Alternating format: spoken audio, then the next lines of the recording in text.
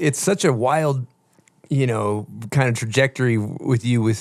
You have Moto as a kid, you're grinding out, just pounding out Motos. 30s and just rigid, gnarly child motocross phenom. And then you find snowboarding, this loose, free-flowing activity where you can kind of be yourself and be a punk and it's embraced.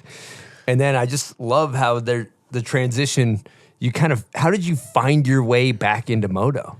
10 years later, I mean, people were hitting me up like for the first 4 years. I mean, like, they're like, bro, like, why are you not riding? Like, you're like gonna be the guy. I'm like, I don't want to hear that shit. Like, I don't even fucking care.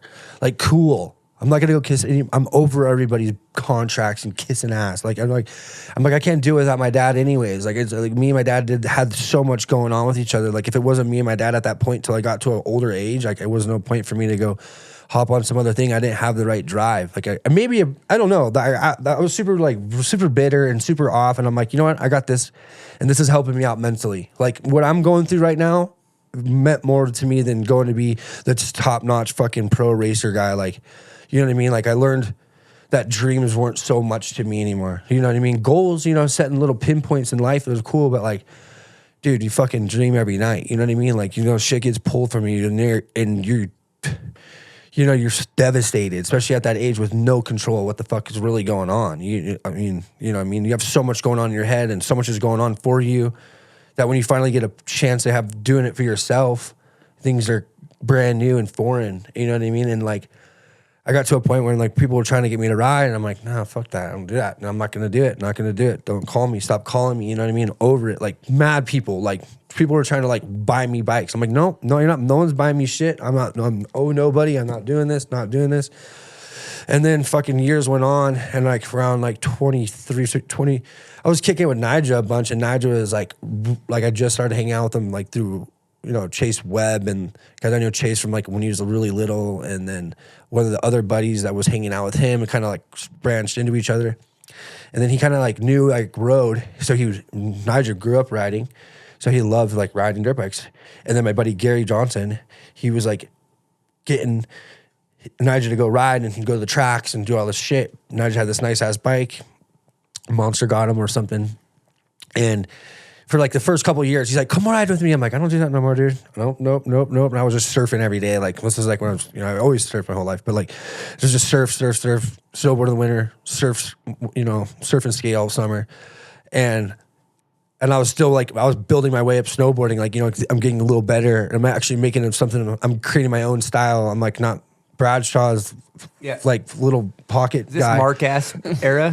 Yeah, like right before Mark-ass into Mark-ass. Like, like right there. And then Mark came around and we tried to do like, I think we did Monday in the parking lot. And that was all Vimeo shit. Mark-ass Mondays. Yeah, no. Before that was Monday in the parking lot, which was straight street edits. Yeah, I'm like, fuck the park. We're over the park. We're doing Monday in the parking lot. And we had like a couple of them. And then, they Bradshaw and all the boys started making up Mark-ass Monday shit. And then that's when like, made the Bears, all that kind of shit. Right. But like, that's like right there in the area. And then one day I was just drunk enough to be like, all right, fuck it. I'll go ride. I'm like, I'll ride your bike and you're going to give me your gear. Went to Milestone and I fucking like, just like, I felt it. I'm riding through the pits, dude. And I'm like,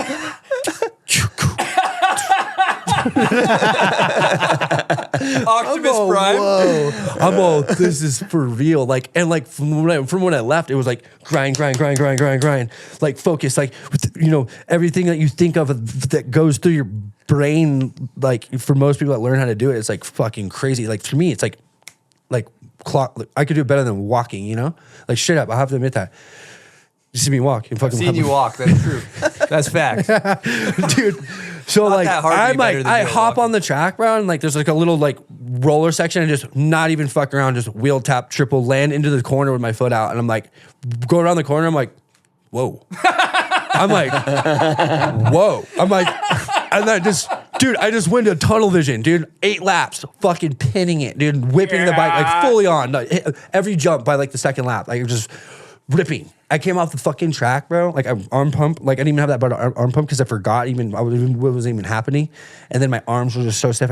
I came off the track crying, bro. I was like, dude, well, like not like sad. Obviously, I was fucking so happy. Like how long had it been? Like 10 years. So you didn't 9 even, years didn't before you even sat on a bike. 9 years. Damn. So nope. Even people try to hand me dirt bikes. Yeah. No, I don't want to ride it. 9 forever. years. Yeah. No, I'm like, no, I'm not riding it. So 9 years, I got hopped on, and I'm like, whoa.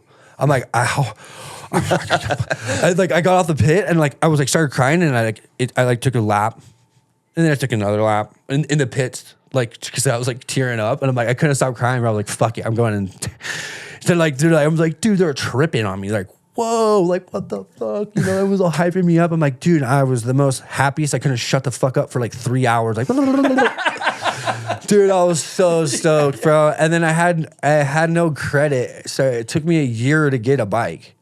So I built up a couple of credit cards or whatever I could. I didn't have that much money at the time. I was just like kind of I was good with just making it by. Still am, but it was just freaking. I got a bike and then I wanted a race, like, and then I was like on that race tip where I was fucking pinning it and I was on it, like I was fucking killing it, and then I like realized I'm like I got no support, bro. Like, but I was still snowboarding, so I was still kind of in the mixture of like still like grinding on the snowboard, like trying to get shit snowboarding and like trying to make it happen, but then I kind of like this is like what am I doing? I'm like let me just kind of follow my heart here, a little bit. And then I kind of just, from coming from skating and surfing and all that kind of shit, like my style is like that, whatever. But like, I just brought like from like, snowboarding in the streets and skating in the streets and then like, that was my peak of my like ride, like snowboarding.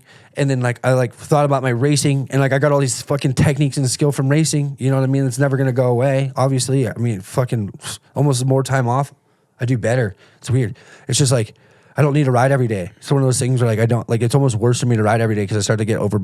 I got all my shit dialed. Like I know exactly what I need and everything, and I know how to adapt to whatever I have if I have it. And it's But like, dude, I was like, fuck it, dude. What if I just, like I was fucking around one time. Meyer actually sparked the wick. I'm not even fucking around. Like I did a nose wheelie on this thing on this curb and like balanced it around, thinking like popped off the curb, and he's like.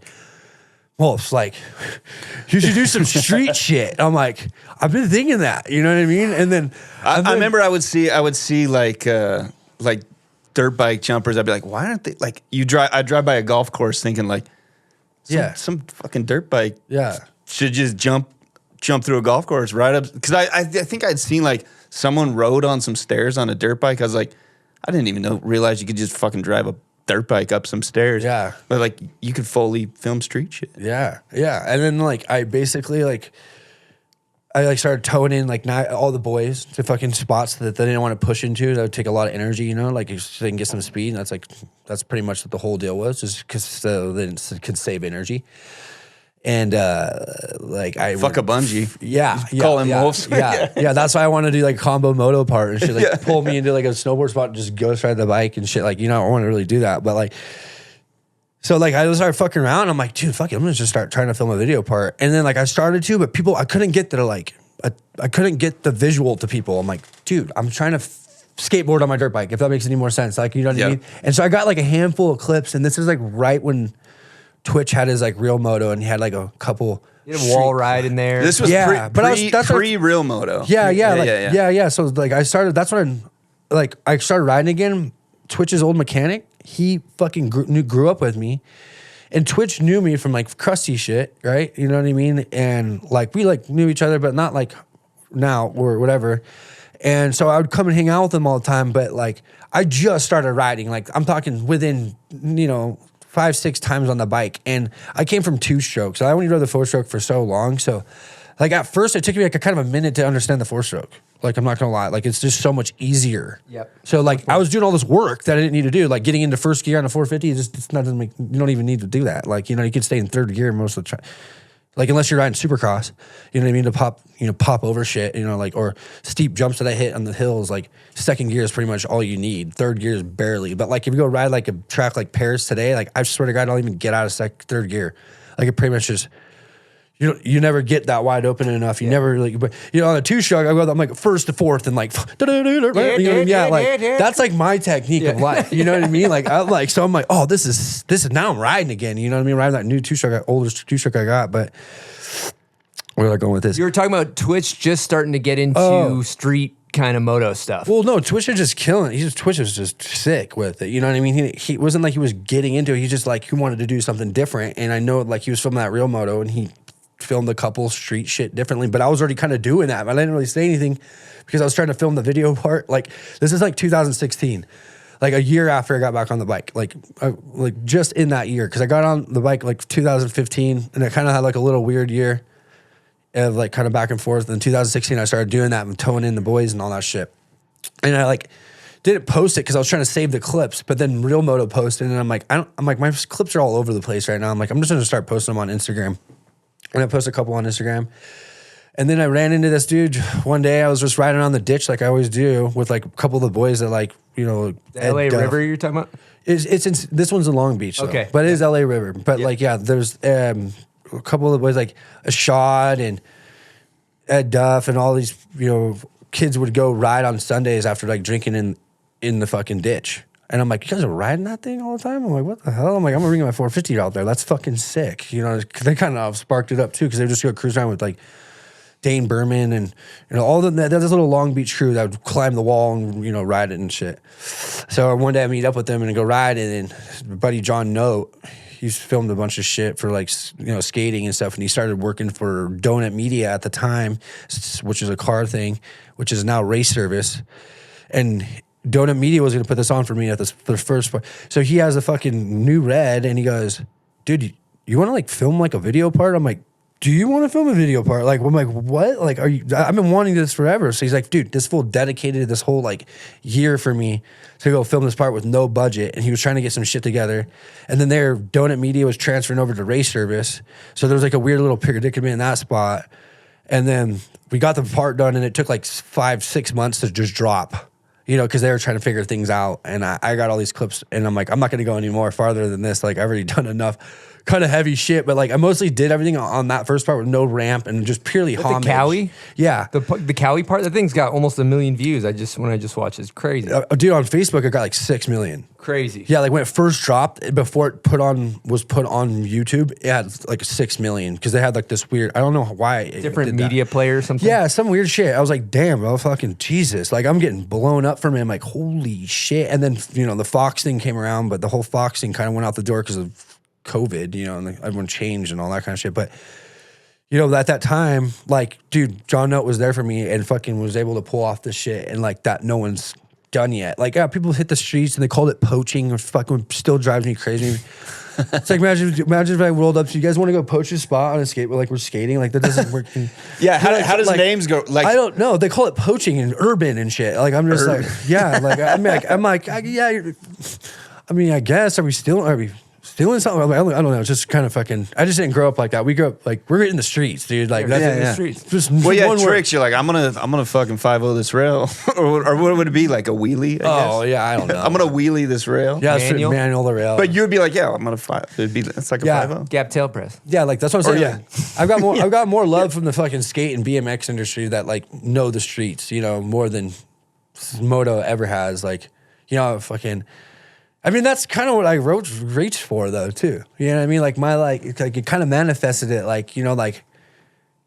You had all the right ingredients. And I was getting away from it at a right age, Yeah. It's kind of just a big old thing of like, from trying to skateboard on my snowboard to try to skateboard on my dirt bike, and my style's like surfing, I don't know, it's weird. But like I kind of got it all together, and then I got like, all the boys that I fucking like really see me for who I am, and not just some like shit you see on Instagram all the time because they see me daily. Like Nigel and David and Damo and all those boys, Chase, just like those guys really kind of fired me up on it. So like when I go to the streets with them, and it's like I feel like I'm skateboarding, but I'm on my dirt bike, like, So it's like, dude, I just. You know what I mean? And they're always cruising with them too all the time, like seeing spots. Like my head's always like fucking, I knew every spot beforehand. So when I first did that first video part, it was mostly like a homage thing. Like I'm going to El Toro, I'm going to jump it as far as I can. Anybody can jump it, obviously. It's not that big of a deal. It's a fucking dirt bike. Anybody can go jump it. But it's just the fact of going and doing it and like, You know what I mean? Like just to kind of break the barrier, and then just like how like fucking when you film a video part, you want to go film like the gnarliest part first, you know, and you kind of want to build that up. You know, like the next one's better, the next one's better, and you know, instead of you're like falling off, like barely making it kind of thing. So that's why I haven't been like putting too much work into like filming a video part after like Dead Man Walking. I was like, if I don't have the right backing, I'm not gonna go that hard for why. Like, I'm not gonna saturate myself, like put a bunch of as much as I can out just to go get something out. Like it bothers me, you know. Let's talk about not gonna nose wheelie Staples Center.